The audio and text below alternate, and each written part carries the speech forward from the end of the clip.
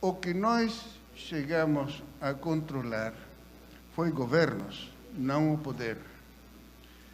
E o poder ficou nas mãos daqueles que controlam a economia, as finanças, a mídia, algumas instituições muito tradicionais, como as da justiça. A iniciativa principal da integração no continente americano passou às mãos de Washington, dos Estados Unidos. Ficou adormecida, ficou submetida à integração para a emancipação, para a liberação dos nossos povos, que é a que tem tido sua oportunidade desde os fins do século passado. Todos vocês sabem que nomes estão vinculados a isso: o do Chávez, muito especialmente o de Lula, o de Kirchner. Mas o dado certo é que isso que eles fizeram, hoje em dia, está em perigo. Qualquer moleque sabe que caminhar em dias de crise pela favela pode ser perigoso se se faz sozinho, mas se se junta com um grupo de amigos, se faz uma pandilha, decimos em espanhol, vai Ou ser seja, mais a forte. compreensão histórica que o PT sempre teve, e de 1995, 96, 97 para cá, com os governos, a partir do governo Chaves, depois o governo Lula e outros governos progressistas, Kirchner, a Bachelet, Evo, enfim, Rafael Correia, depois agora o Maduro, é a compreensão de que nós entendemos a integração regional como um instrumento,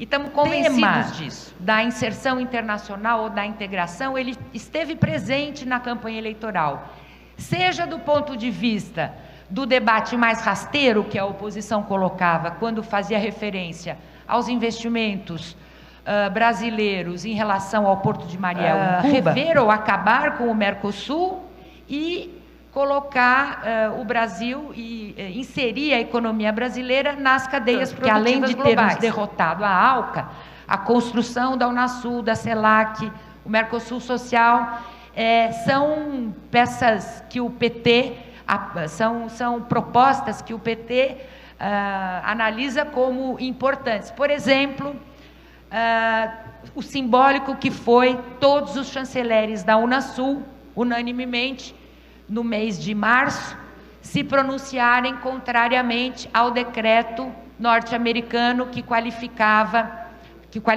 a Venezuela como uma ameaça à segurança interna dos Estados Unidos. Não é à toa que acontece o que acontece na Venezuela, no Brasil, na Argentina, por ação da mídia, por ação de diversos grupos rentistas, e não é à toa e não é coincidência. Não sou da teoria da conspiração, mas também a gente não é bobo. Nós temos que dobrar a aposta na integração regional. Essa é a opinião do PT. Para nós do Brasil, e nós do PT temos convicção disso, nós vamos ter que fazer um processo de correção das assimetrias entre as nossas economias. Ao maior, a quem mais foi dado, mais será pedido. E isso cabe, esse papel, na opinião do PT, cabe ao Brasil. E não é simples fazer isso, mas nós temos que apostar em enfrentar esse debate.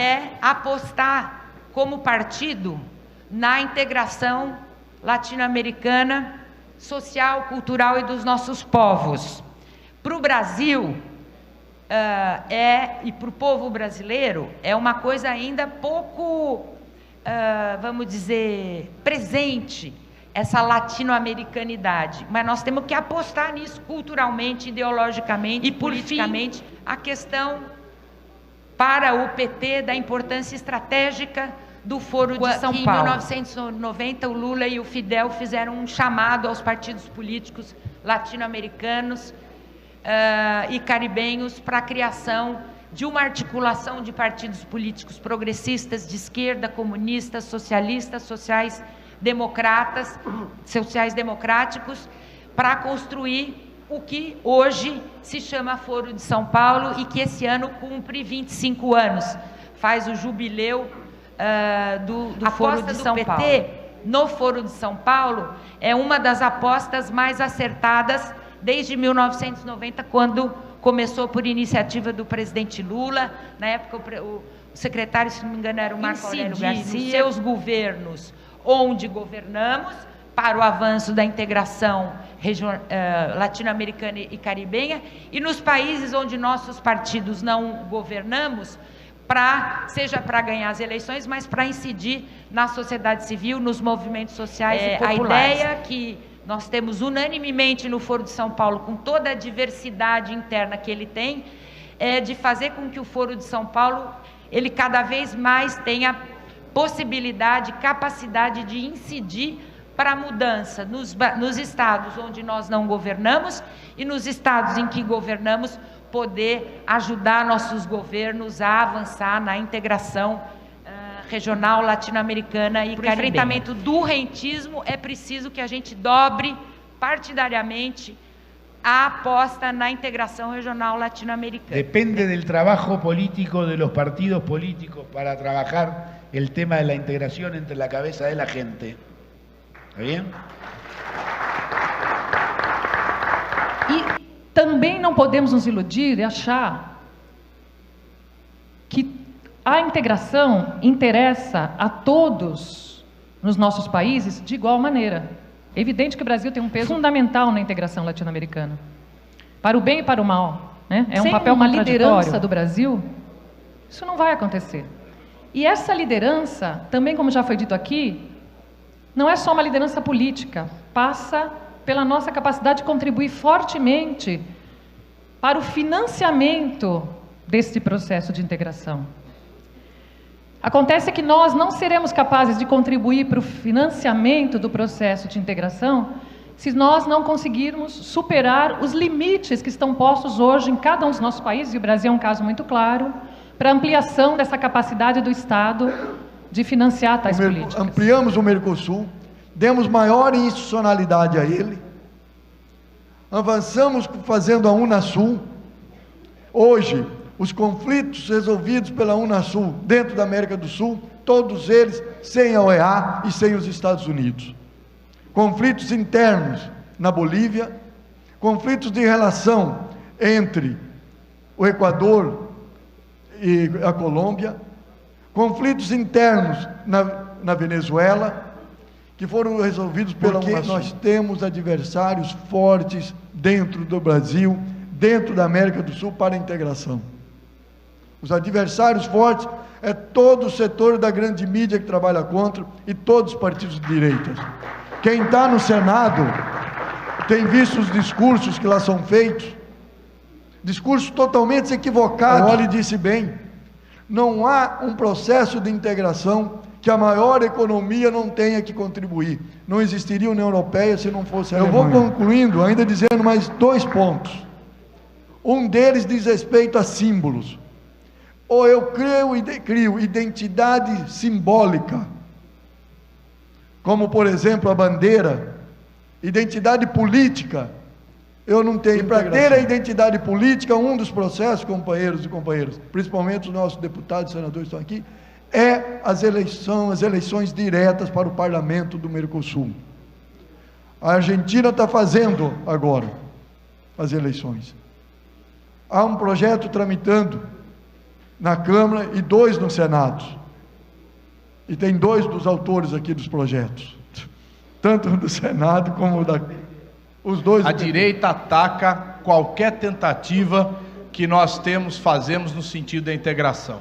É o ataque a Cuba, é o ataque à Venezuela, é o ataque à Bolívia, é o ataque ao Mercosul. Temos que aprovar o direito de voto para o estrangeiro. Essa é uma questão democrática e tem que fazer parte da nossa proposta. É claro que nós estamos vendo uma grande ofensiva articulada pelos interesses norte-americanos contra os partidos de esquerda da América Latina, em especial Brasil, Venezuela e Argentina. Claro que se aproveitam de um fato concreto e objetivo, o esgotamento de um ciclo especial com a queda nos preços das commodities, que impactou violentamente todo o continente, mas muito especialmente a Venezuela. Diante disso, tem uma ação coordenada pela direita como eu nunca vi. Lá no Senado Federal, agora a próxima semana, o senador Aécio Neves está levando uma comitiva de 10 senadores para a Venezuela na próxima semana. O senador José Serra fez o seu primeiro discurso.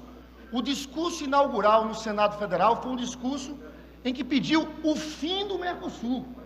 A crítica é a união aduaneira, a tarifa externa comum, diz que nós estamos perdendo tempo com o Mercosul, que podíamos fazer acordos bilaterais com o país. Nós temos que ficar muito atentos a essa situação da Venezuela, porque nós temos que evitar caminharmos por uma situação que nós já conhecemos para onde vai dar. E acho, eu encerro minha fala, dizendo que nós, do Partido dos Trabalhadores, temos que nos aproximar dessas organizações que surgiram de uma hora para outra.